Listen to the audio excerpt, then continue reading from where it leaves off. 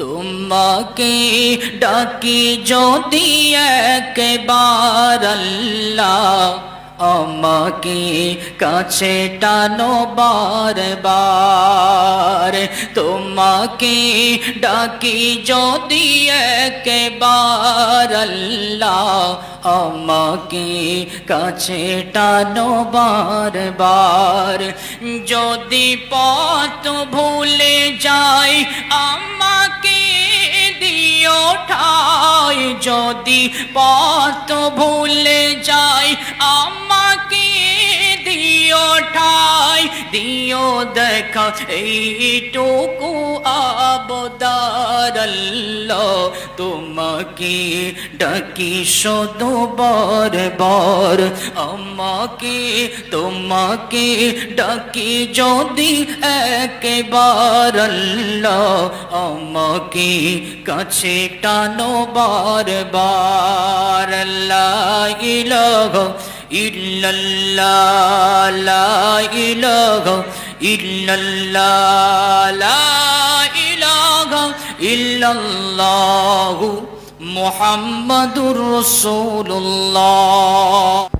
খোদার কাবাই ছিল পড়ে শুনেছি সেজদাতে, ওটের ভুঁড়ি চাপিয়ে দিল মাথার উপরে। খোদার কাবাই ছিল পড়ে শুনেছি সেজদাতে, ওটের ভুঁড়ি চাপিয়ে দিল মাথার উপরে। কষ্ট কত সয়েছিল, কষ্ট কত সয়েছিল নবীজি আঘারে। মন আমার পড়ে গিয়াছে দয়ার নবীর কাছে, মন আমার পড়ে গিয়াছে দয়ার নবীর কাছে। মন আমার পড়ে আছে দয়ার নবীর কাছে, মন আমার পড়ে আছে দয়ার নবীর কাছে। তায়েফে বাসি না চিনিয়া পাথর ছড়ে গায়, উম্মে জামিল কাটা বিছাই ফুটবে নবীর পায়। তায়েফে বাসি না চিনিয়া পাথর ছড়ে গায়, উম্মে জামিল কাটা বিছাই ফুটবে নবীর পায়। শত কষ্ট সয়েও নবী, শত কষ্ট সয়েও নবী মাফ করে তাহারে। মন আমার পড়ে গিয়াছে দয়ার নবীর কাছে, মন আমার পড়ে গিয়াছে দয়ার নবীর কাছে। আল্লাহুম্মা সাল্লি আলা সাইয়্যিদিনা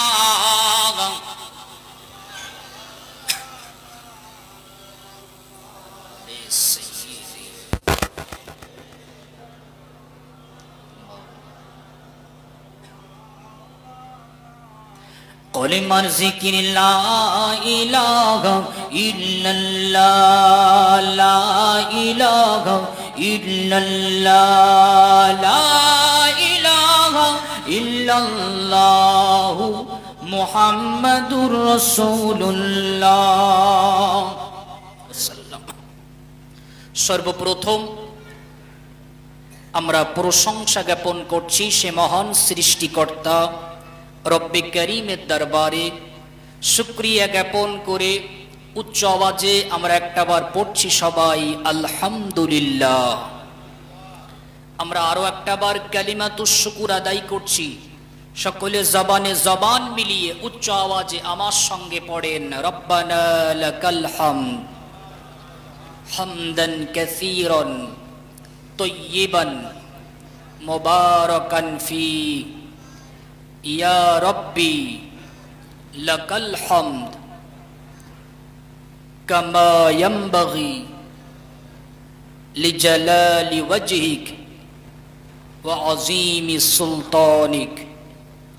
লাকাল হামদু বিল কুরআন, লাকাল হামদু বিল ইসলাম, লাকাল হামদু বিল ঈমান। পরপরে জানাই আমার আপনার নবী বিশ্ব নবী জানাবে মোহাম্মদ রাসূলুল্লাহ সে রসুলের উপরে আমরা একটা আবার ভক্তি ভরা দরুদের নাজরানা পড়ছি সম্মিলিতভাবে সবাই সাল্লাল্লাহু তাআলা আলাইহি ওয়াসাল্লাম। পরপরে জানাই আজকের এই মাহফিলের স্বনামধন্য সুযোগ্য শিক্ষিত সভাপতি সাহেব, সম্মুখীন বসে থাকা আমার দিনদার আল্লাহওয়ালা মুত্তাকি ভাই ও বাবাজিরা, সামনে বসে থাকা হযরত ওমর, হযরত আলী, হযরত উসমান গনি রিদওয়ানুল্লাহি আজমাইনদের উত্তরসূরি আমার নওজোয়ান যুবকেরা, অদূরে বসে থাকা ধার্মিকা শিক্ষিতা স্নেহময়ী মমতাময়ী আমার আম্মা জান ও বোনেরা, সকলকে আমার আন্তরিক সালাম ও মোবারকবাদ জ্ঞাপন করছি। আপনারা যদি নীরব নিস্থর শান্ত একটা পরিবেশ খুবই স্বল্প সময়ের জন্য আমাকে উপহার দিতে পারেন, আমি চেষ্টা করব কোরআন এবং সুন্নাহর আলোকে চমৎকার কিছু আলোচনা আপনাদের উপহার দেওয়ার। ওমা তৌফিক ইল্লা বিল্লাহ। আল্লাহ কবুল করেন, সকলে পড়ি আল্লাহুম্মা আমিন। আজকের এই মাহফিলটির আয়োজন বাবু যে উদ্দেশ্যে আমরা সকলে জানি,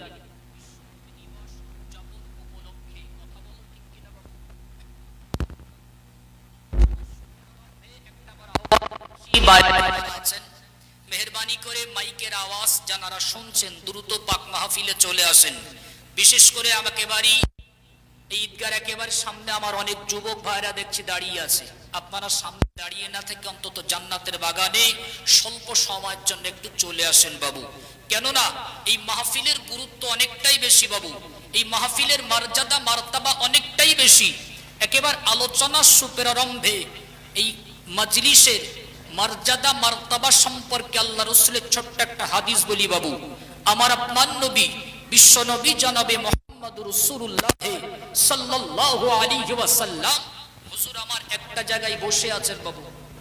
আল্লাহ রাসূলের একটা সাইডে কিছু সংখ্যক রাসূলুল্লাহর সাহাবারা তারা কোরআন পড়ছে, তাসবিহ তাহলিল করছে, ফিকির করছে, আল্লাহ পাকের জিকির করছে।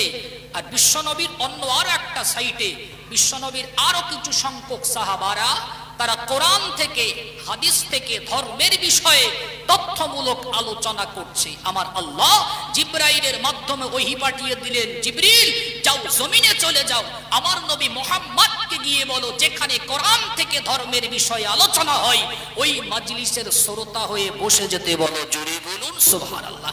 আর একটি চিৎকার দিয়ে হবে না সুবহানাল্লাহ? এই মাহফিলের মর্যাদা মার্তাবা কম না বেশি বাবু? আরো একটা আলোচনার সুপ্রারম্ভে কথা বলি, আপনারা আজকের এই মাহফিলটিতে যেমন সিস্টেমে বসেছেন বাবু, ওই সিস্টেমটা যেন আমি মনে পছন্দ হচ্ছে না। যদি বলেন কেন? আল্লাহর কোরআনের সিস্টেমের সঙ্গে অ্যাডজাস্ট হয় না, তাই আমার পছন্দ হচ্ছে না। দলিল নেন পবিত্র কোরআনুল কারীম পারা নাম্বার 28, সূরার নাম সূরাতুল মুজাদালা, আয়াত নাম্বার 11। আল্লাহ বলেন, ইয়া আইয়ুহাল্লাযীনা আমানু ইযা ক্বিলা লাকুম তাফাসসাহু ফিল মাজালিস ফাফসাহু ইয়াফসাহুল্লাহু লাকুম। আল্লাহ বলেন যখন কোনো দ্বীনি মজলিস কায়েম হয় তো সামনের জায়গাগুলো ভর্তি করে বসো, আর আগত মেহমানদের জন্য পিছনের জায়গা খালি করে দাও। আমার আল্লাহ বলে তাদের আমি জান্নাতে জায়গা করে দেবো। চিৎকার দিয়ে বলুন সুবহানাল্লাহ। এই মাঝখানে অনেকটা ফাঁকা আছে, মেহরবানি করে একটু আগিয়ে আগিয়ে আসুন, একটু আগিয়ে আসেন। পিছনে যারা আসবেন তাদের জন্য বসার সুযোগ হয়। আল্লাহ কবুল করেন। কোরআনের মহব্বতে আপনারা একটু আগিয়ে আসেন, একটু দ্রুত আসেন। সকলে দরুদ শরীফ পড়তে পড়তে আসেন। আল্লাহুম্মা সাল্লি আলা সাইয়্যিদিনা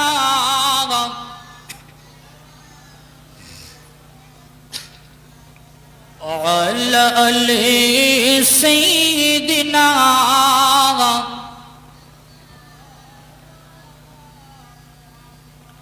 সম্মানিত ভাইয়েরা আমার, তো আমরা সকলে জানি বাবু এটি চলছে পবিত্র রবিউল আউয়াল মাস। কি চলছে বাবু? পবিত্র রবিউল আউয়াল মাস। তামাম বিশ্বের মুসলমানদের কাছে এই রবিউল আউয়াল মাসটা হলো একটা স্মরণীয় মাস। কিসের মাস? একটা স্মরণীয় মাস। যদি বলেন কেন, এক একটা করে আপনাদের এক একটা করে পয়েন্ট বলি শোনেন। এই রবিউল আউয়াল মাসের 12 তারিখে 570 খ্রিস্টাব্দে সুবহে সাদিকের সময় আমার আপনার নবী পৃথিবীর জমিনে জন্মগ্রহণ করেছিলেন। তাই জোরে বলুন সুবহানাল্লাহ। দ্বিতীয় নাম্বার কারণ, তামাম বিশ্বের মুসলমানদের কাছে এই রবিউল আউয়াল মাসটা স্মরণীয় মাস কেনের জন্য? কেন বাবু? 40 বছর যখন আল্লাহ রাসূলের বয়স, 40 বছর পরে যখন সর্বাগ্রে ওহী নাজিল হলো, রসুল যখন নবুয়তের দায়িত্ব পেলেন, নবুয়তের দায়িত্ব পাওয়ার পরে গোপনে 3 বছর তো মক্কায় ইসলাম প্রচার করেছেন বাবু। কিন্তু দেখা গেল রাসূলুল্লাহর ডাকে খুবই অল্প সংখ্যক মানুষ সাড়া দিয়েছিলেন। মক্কার বেঈমান দুশমন কাফেরেরা মুসলমানদের উপরে নির্মমভাবে অত্যাচার করতেন। যে অত্যাচার মুসলমানরা সহ্য করতে পারছিল না, কিছু সংখ্যক রাসূলুল্লাহর সাহাবারা রাসূলুল্লাহর অনুমতি নিয়ে হাবশাতে চলে গেছিলেন। কারণ ছিল হাবশা মুমিনের একটা নিরাপদ স্থান ছিল বাবু। আরো কিছু সংখ্যক মানুষ রাসূলুল্লাহর অনুমতি নিয়ে কেউ মদিনাতে হিজরত করেছিলেন। কিন্তু আমার আপনার নবী বিশ্ব নবী জনাবে মুহাম্মদুর রাসূলুল্লাহ দীর্ঘ 13টা বছর মক্কার জমিনে থেকেছেন। ইসলাম প্রচারের জন্য মক্কার মানুষেরা নির্মমভাবে অত্যাচার করেছিলেন আল্লাহ রাসূলকে। 13 বছর পরে যখন আল্লাহ রাসূল তিনি যখন অনুমতি পেলেন হিজরত করার, মদিনাতে হিজরত করতে হবে, আপন বন্ধু আবু বকরকে সঙ্গে নিলেন, হিজরত করলেন মদিনার জমিনে। যেদিন মদিনার জমিনে পৌঁছালেন ওই ডেটটাও ওই তারিখটাও ছিল রবিউল আউয়াল মাসের 12 তারিখ সোমবার। চিল্লায়া বলুন না সুবহানাল্লাহ। আর একবার জোরে হবে না সুবহানাল্লাহ? আর একটি চিৎকার দিয়ে হবে না সুবহানাল্লাহ? আর একটু জোরে তাকবীর দিন তো, নারে তাকবীর, নারে তাকবীর। তৃতীয় নাম্বার পয়েন্ট, এই রবিউল আউয়াল মাসটা তামাম বিশ্বের মুসলমানদের কাছে কেন স্মরণীয়? কেননা বাবু এই মাসেই আমার আপনার নবী পৃথিবীর জমিন থেকে ওফাত হয়ে গেছিল। আমরা সকলে জানি না বাবা? আরো একটা গুড নিউজ শুনবেন, এই 2024-এ যে 12ই রবিউল আউয়াল গিয়েছে, ওই 12 তারিখটা মন খুলে হবে না সুবহানাল্লাহ? বাবু আমরা যতই রাসূলুল্লাহর জীবন আদর্শ নিয়ে, রাসূলুল্লাহর জীবন চরিত্র নিয়ে আমরা যতই আলোচনা করব বাবু, যতই আলোচনা শুনবো, দেখবেন দিনের পরে দিন আমাদের কলিজার ভিতরে রাসূলুল্লাহর মহব্বত বৃদ্ধি পাবে। কথা বলুন ঠিক কিনা? কেননা রাসূলুল্লাহর মহব্বত কারো হৃদয়ে বৃদ্ধি পাওয়া মানে ঈমান বৃদ্ধি পাওয়া। বুখারী শরীফের হাদিস নাম্বার 6632 নম্বর হাদিস। আল্লাহ রাসূল সাল্লাল্লাহু আলাইহি ওয়াসাল্লাম ও হযরতে উমরে ফারুক রাদিয়াল্লাহু তাআলা আনহু এই একই সঙ্গে হাত জড়া দিয়ে একটা রাস্তায় যাচ্ছেন। হঠাৎ করে হযরত উমরে ফারুক বললেন, ইয়া রাসূলুল্লাহ, ইয়া হাবিবাল্লাহ, হুজুর আমি পৃথিবীর সমস্ত সৃষ্টিকে ভালোবাসি, পৃথিবীর সমস্ত সৃষ্টির থেকে আপনাকে ভালোবাসি ইয়া রাসূলুল্লাহ, কিন্তু আমি উমর আমার থেকে আপনাকে বেশি ভালোবাসি না। আমরা পৃথিবীতে যারা মানুষ আছি বাবু, নিজের স্বাস্থ্যকে অনেকে ভালোবাসি না বাবু? আমাদের শারীরিক স্বাস্থ্যের কোনো ত্রুটি হলে শান্তির খানা শান্তির ঘুম আমাদের আসবে বলে মনে হয় বাবু? আমরা দেখব কোথায় আজকাল, কোথায় বর্তমান, কোথায় ভালো একটা ডাক্তার পাবো? আমাদের স্বাস্থ্যের সুস্থতার প্রয়োজন। আমরা সকলে নিজের স্বাস্থ্যকে ভালোবাসি, ঠিক কি না? হযরত ওমর বললেন, ইয়া রাসূলুল্লাহ আমি পৃথিবীর সমস্ত সৃষ্টির থেকে আপনাকে মহব্বত করি, ভালোবাসি, আমি ওমরের থেকে নই। রাসূল বললেন, লা ইউমিনু ওমর, তুমি এখনো পূর্ণাঙ্গ ঈমানদার হতে পারো নাই। এই কথা যখন বললেন, ওমর বললেন, ইয়া রাসূলুল্লাহ, ইয়া হাবিবাল্লাহ, হুজুর আমার মাতা পিতা আপনার উপরে কুরবান হোক, আমি এখন থেকেই আমি পৃথিবীর সমস্ত সৃষ্টি এবং নিজের থেকে আপনাকে বেশি মহব্বত করি, ভালোবাসি। চিল্লায়া বলুন না সুবহানাল্লাহ? রাসূলুল্লাহর প্রেম ভালোবাসা সম্পর্কে আপনাদের গ্রামের যোগ্য ইমাম সাহেব হাফেজ মাওলানা মাহমুদুল হাসান সাহেব তিনি আলোচনা করছিলেন, গুরুত্বপূর্ণ, আমার কানে গেছিল বাবু। তো পৃথিবীতে একজন মানুষ অপর মানুষকে ভালোবাসে 4টে গুণ দেখে। কটা গুণ? মনে রাখেন, মনে করেন এটা একটা ক্লাস বাবু, কিছু শিখে বাড়ি যান। পৃথিবীতে একজন মানুষ অপর মানুষকে ভালোবাসে 4টে গুণ দেখে। বুখারী শরীফের আপনার উর্দু একটা ব্যাখ্যা গ্রন্থ আছে, উমদাতুল কারি, দাসুল বারীর 14 নম্বর হাদিস বলছে পৃথিবীর সমস্ত দার্শনিকগণ এ বিষয়ে একমত, একজন অপরজনকে ভালোবাসে প্রথম নাম্বার কারণ তার সৌন্দর্যের কারণে। আপনার চেহারা যদি সৌন্দর্য হয় না, অনেক মানুষ কিন্তু আপনাকে মহব্বত করবে, ভালোবাসবে। নাম্বার 2, তার ভিতরে ভালো গুণ থাকলে। যে আমাদের গ্রামের মসজিদের ইমাম সাহেব খুব সুন্দর চমৎকার আলোচনা করেন, খুব সুন্দর তার কণ্ঠ।